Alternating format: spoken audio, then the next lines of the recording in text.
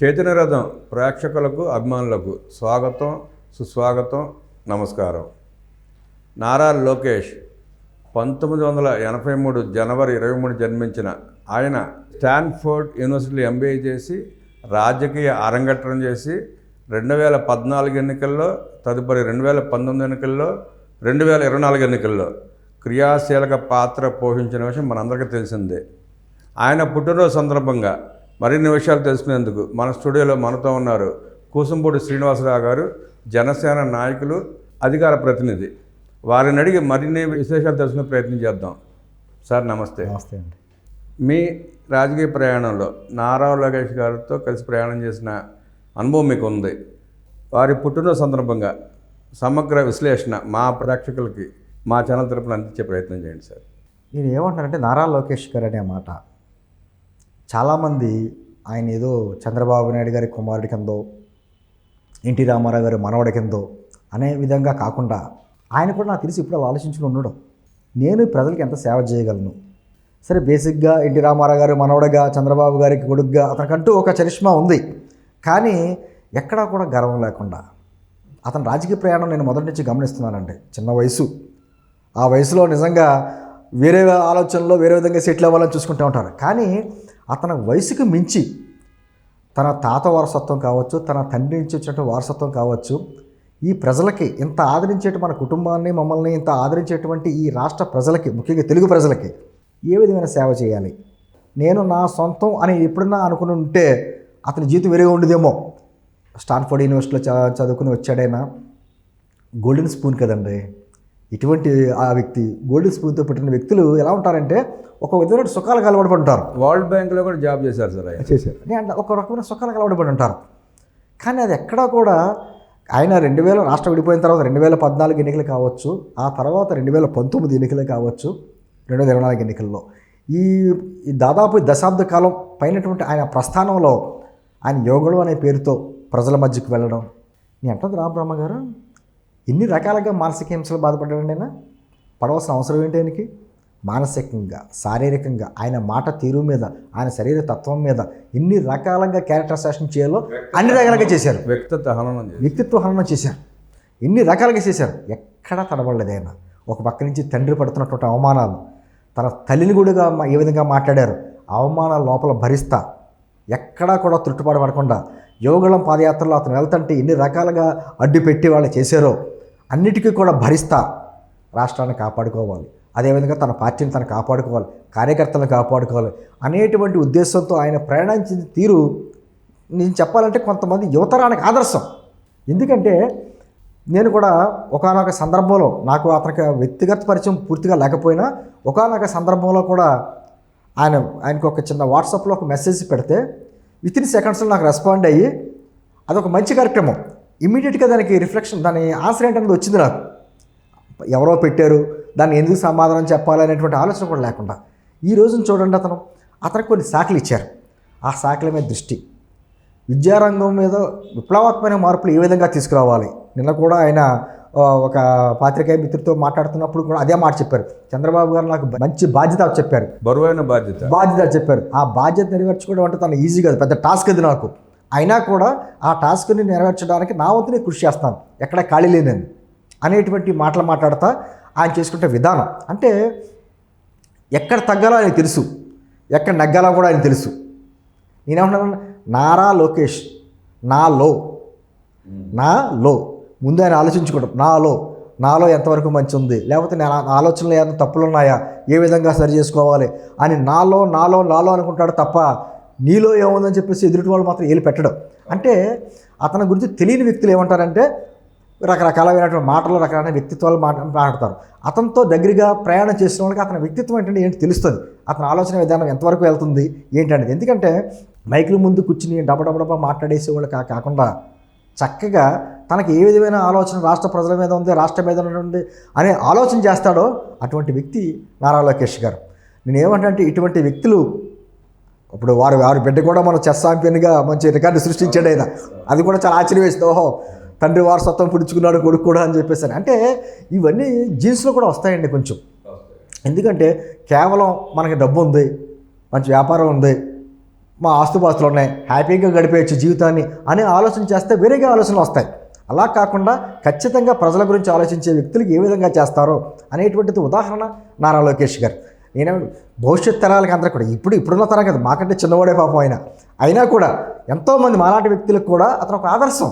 ఏ విధంగా ఉండాలి, ఎక్కడ ఒదిగి ఉండాలి, ఎక్కడ మాట్లాడాలి, ఎటువంటి కఠిన నిర్ణయాలు తీసుకోవాల్సిన సందర్భాల్లో కూడా ఎలా తీసుకుని నిలబడాలి, పెద్దవాడిని ఎలా గౌరవించాలి, తను ఎక్కడ తగ్గి ఉండాలి అనేటువంటి విషయాలు అన్నిటికీ కూడా ఒక రకమైన ఆదర్శమైన వ్యక్తి ఆయన.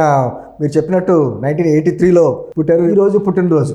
ఆయనకి నేను మనస్ఫూర్తిగా భగవంతుడు ఆయురారోగ్యాలు అష్టైశ్వర్యాలు కలగాలని, అదే సందర్భంలో భవిష్యత్తులో మంచి ఉన్నత శిఖరాలు అతను అధిరోహించాలని, ప్రజా జీవితంలో అతను మంచి ఉన్నత శిఖరాలు అధిరోహించాలని మనస్ఫూర్తిగా కోరుకుంటున్నాను సార్. ఉమ్మడి ఆంధ్రప్రదేశ్లో 2009 ఎన్నికల ముందు తెలుగుదేశం మేనిఫెస్టోలో నగదు బదిలీ పథకం తీసుకొచ్చింది ఆయనేనండి.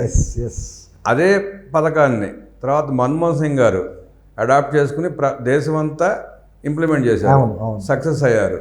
అక్కడ మనం ఆలోచించాల్సింది అంటే నగదు బదిలీ పథకం వల్ల అన్యాయం జరగటం కానీ అవినీతి జరగటం కానీ ఆగిపోయింది.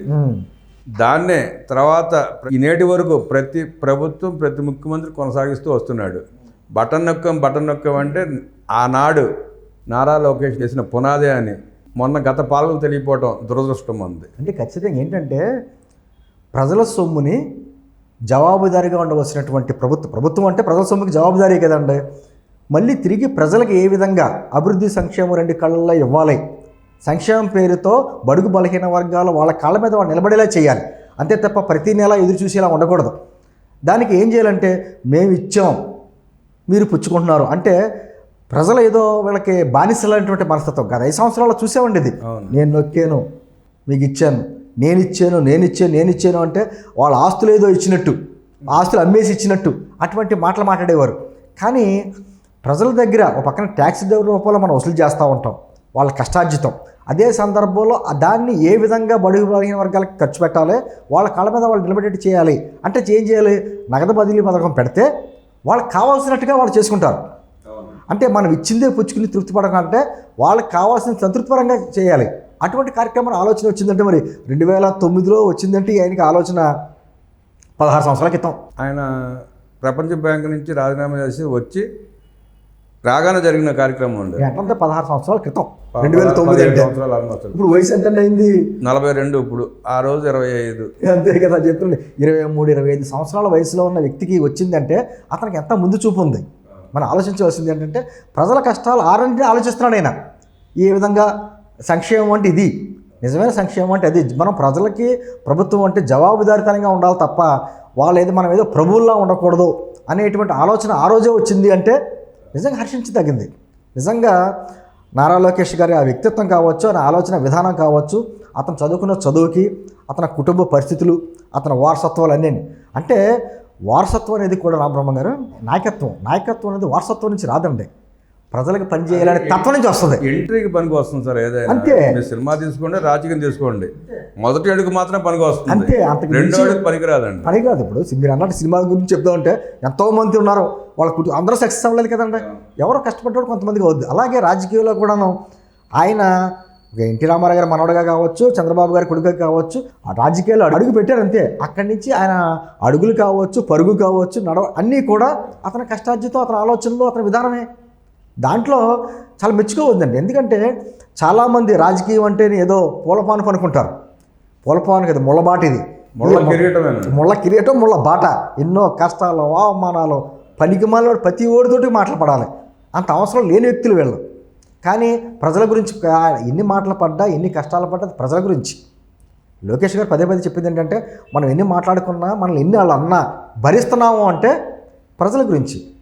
అంతే తప్ప మనం కూడా వాళ్ళు చేసినట్టుగా మాట్లాడినా, వాళ్ళు ప్రవర్తించినట్టుగా మనం ప్రవర్తిస్తే మనకి తేడా ఉండదు అనే ఉద్దేశంతో ఎక్కడికెక్కడ భాష విషయంలో కావచ్చు, అతని నడవడిక విషయంలో కావచ్చు, అతని మాట తీరుని ఎప్పుడన్నా మాట్లాడినప్పుడు కావచ్చు, లేకపోతే చంద్రబాబు గారిని వారి భార్యని కూడా మాట్లాడినప్పుడు, వీళ్ళ తల్లి గారిని మాట్లాడినప్పుడు ఎక్కడా కూడా తిరిగి ఆ భాషతోటి ఈయన భాష తగ్గించుకోలే, ఈయన సంస్కారం ఎక్కడ తగ్గించుకోలే.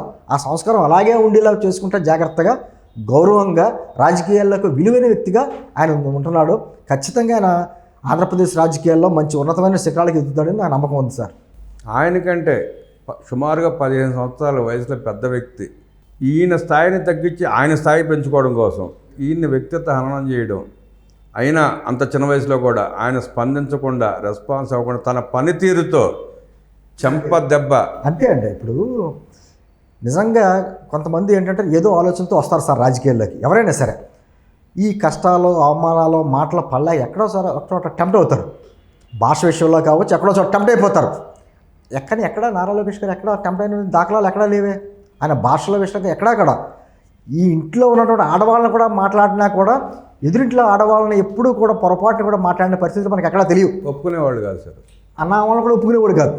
కాకపోతే ఏంటంటే నిజంగా సోషల్ మీడియా యుగంలో ఆయన రకరకాలుగా ఎన్ని రకాలుగా చేశారో అన్ని రకాలుగా మాట్లాడారు. కాకపోతే ఎప్పటికప్పుడు మీరు చెప్పినట్టు ఆయన పనితీరుతో ఆయన సమాధానం చెప్పాడు. ఎప్పుడైనా అంతే కదండి. మన పనితీరు, మన వ్యక్తిత్వం, మన మాట తీరు, మన విధానం, మన ఆలోచన ఇవే మనల్ని ముందు నడిపిస్తాయి. దానికి ఉదాహరణ నారా లోకేష్ గారు. అనేక విషయాలు మా ప్రేక్షకులకు అందజేసిన మీకు, మా నారా లోకేష్ గారికి శుభాకాంక్షలు తెలిసిన మీకు ధన్యవాదాలు తెలుపుకుంటూ నమస్కారం. నారా లోకేష్ గారికి పుట్టినరోజు శుభాకాంక్షలు.